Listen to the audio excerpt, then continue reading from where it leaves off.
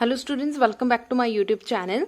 सो बच्चे, इस वीडियो में हम लोग करेंगे alternate voltage applied to pure resistor, pure inductor and pure capacitor. So बहुत सारे बच्चों को फेजर और फेजर डायग्राम में प्रॉब्लम रहती है कि उन्हें पता नहीं चलता ग्राफ किस तरीके से बन रहे हैं।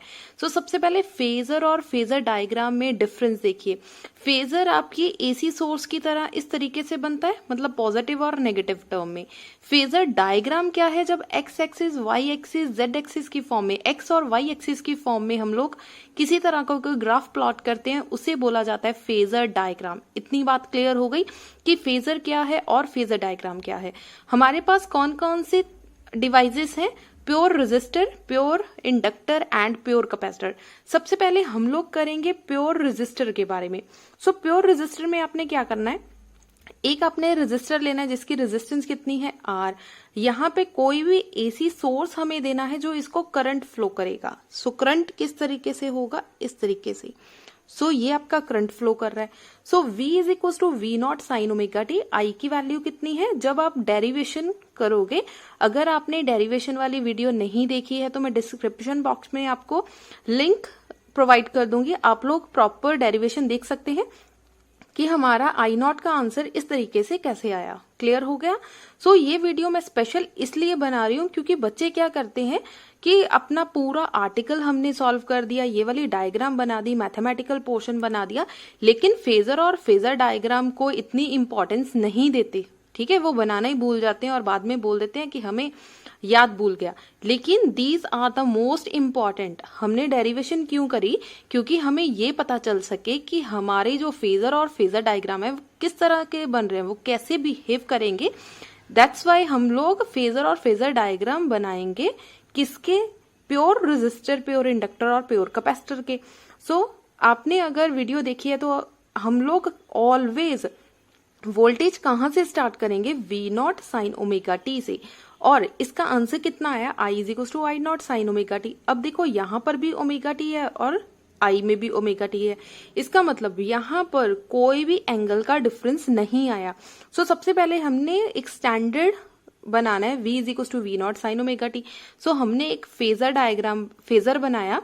फेजर में इस तरीके से V को सेट कर दिया। सो आप बाकी डायग्राम्स में भी देख सकते हो कि सबकी एक वैल्यू सेम रहेगी इस तरीके से। क्लियर हो गई इतनी बात? सो ये स्टैंडर्ड है, इसे याद करने का बेस्ट वे है कि आप इस तरीके से इसको बनाएं। ठीक है जी। सो फेजर बनाया, सबका सेम है। ठीक है, अभी मैं बना के दिखाऊंगी कि किस तरीके से आपका डिफरेंस आएगा। सिमिलरली फेजर डायग्राम देख लो, एक्स एक्सिस और वाई एक्सिस है, एक्स एक्सिस वाई एक्सिस है, सेंटर वाला ऑलवेज वी नॉट रहेगा और इसकी वैल्यू सेम है जितनी यहाँ पे। सो आप स्केल लगाकर भी यहाँ पर डॉटेड लाइंस लगाकर उतनी ही वैल्यू बना सकते हैं। ठीक है, यहाँ पे भी देख लो, ये रहा आपका फेजर और ये रहा आपका फेजर डायग्राम।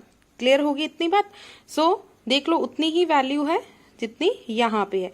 सो देख लो इतनी जो बेसिक डायग्राम्स हैं ये सेम रहेंगी। क्लियर हो गया? अब आई नॉट क्या है? सेम है। अब इसके बिल्कुल ऊपर तो डॉटेड लाइंस हम नहीं लगा सकते। सो थोड़ा सा डिफरेंस देकर हमने इस तरीके से आई नॉट को बना दिया, I is equal to I not sine omega t. So यहां से अपना स्केल रखें और यहां पर एरो लगा दे, इसका मतलब आई नॉट, और angle is same omega T, क्योंकि यहाँ पे कितना था? ओमेगा टी, और यहाँ पे भी कितना है? Omega T. इतनी बात हुई क्लियर? अब नेक्स्ट देखिए, नेक्स्ट क्या करना है, आपने प्योर इंडक्टर वाला पूरा आर्टिकल सॉल्व करा है। सो स्टार्ट कहां से किया? V is equal to V naught sine omega t से, और आपका आंसर कितना आया? I से। ठीक है, याद रखना ऑलवेज V से स्टार्ट करेंगे और खत्म कहां पे करना है? I पे। ठीक है, सो आप ऑलरेडी अपनी जो वीडियो है वो देख चुके हो, आर्टिकल्स कंप्लीट कर चुके हो। सो आंसर कितना आया? I is equal to I not sine omega t minus pi by 2। ठीक है जी, माइनस में आंसर आएगा L का। क्लियर हो गया? अगर आपको नहीं याद रहता आप छोटा से ऐसे लिख सकते हो, L C R। L negative, C positive, R पे कोई फर्क नहीं पड़ता तो क्रॉस का, plus minus cross. So learn कर लेना एक छोटा सा ट्रिक, LCR इस तरीके से लिखना है, LCR plus minus cross multiply का साइन।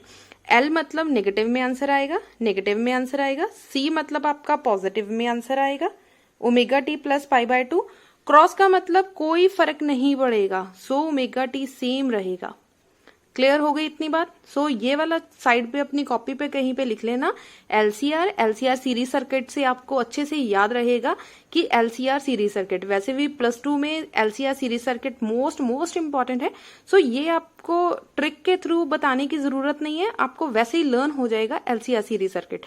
सो लिख लो एलसीआर माइनस प्लस क्रॉस। ठीक है जी, चलो अब इंडक्टर का स्टार्ट करें। इंडक्टर हमने स्टार्ट कहां से करना है, V is equal to V naught sine omega t.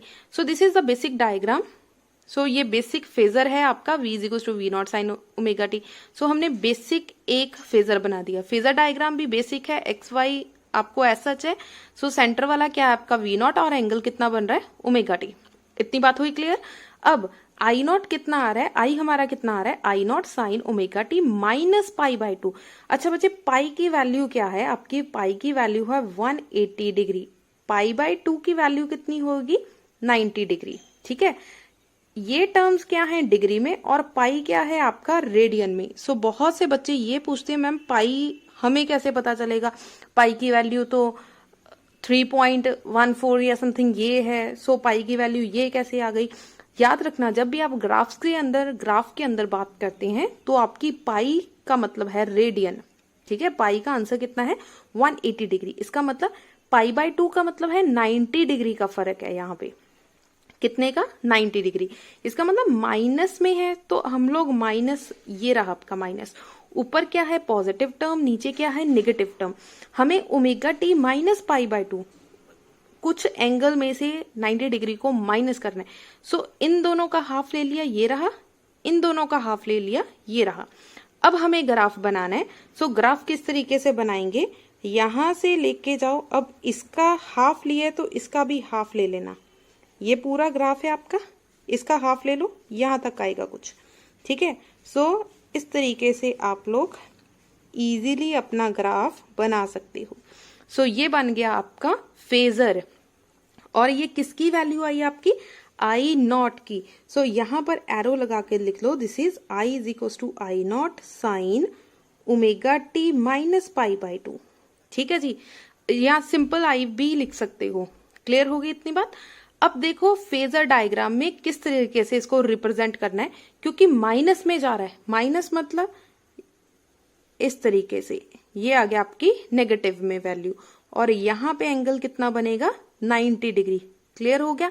अब 90 में से ओमेगा टी माइनस करेंगे तो बन गया omega t minus pi by 2, minus pi by 2 clear हो गया 90 डिग्री। ठीक है जी, 90 डिग्री में से ओमेगा टी क्या किया हमने माइनस किया।